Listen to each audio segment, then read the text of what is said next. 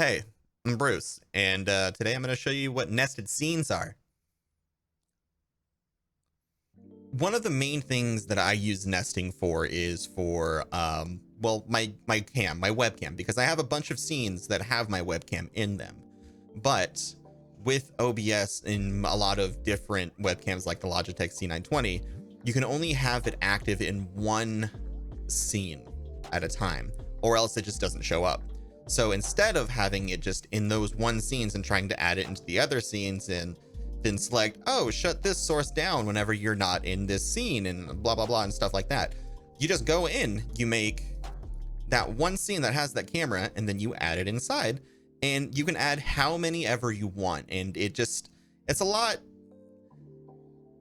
easier to manage whenever you don't have to track down which scene you have that has that active webcam in it, and then you shut it down to where it works in another scene. It's really confusing, I know, but just go ahead. Let's go ahead. I'm gonna show you, and then hopefully you understand. First things first, we open up OBS. We open it. Look at it, it's open.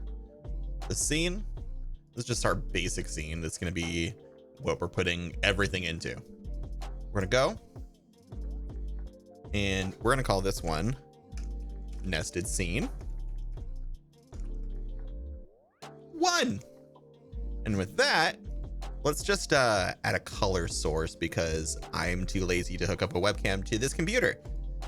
Okay, and this one is going to be hashtag D1D1D1. And if you guys don't know what that is, it's white.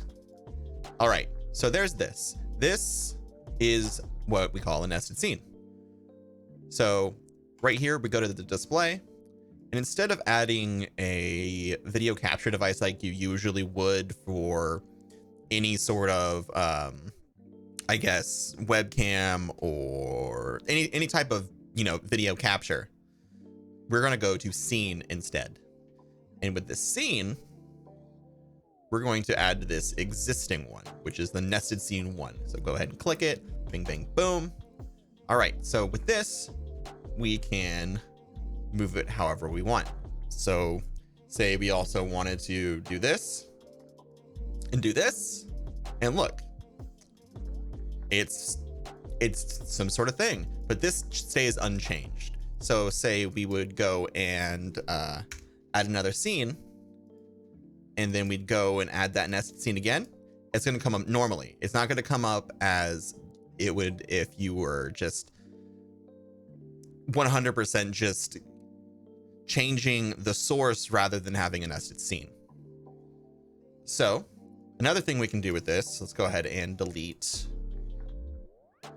this guy, is we can add another scene. We'll call it nested 2. We're going to add this guy,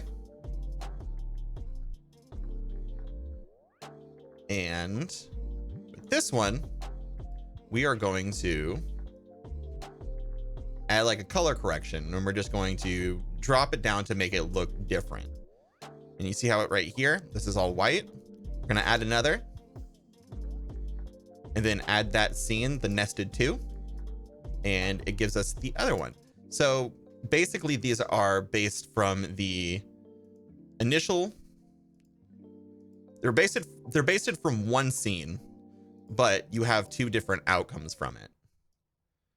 And with this, it's just also a lot easier to go and fix something in one scene and have it fixed throughout all of the other scenes than go to each individual scene and hope that you're actually getting everything right.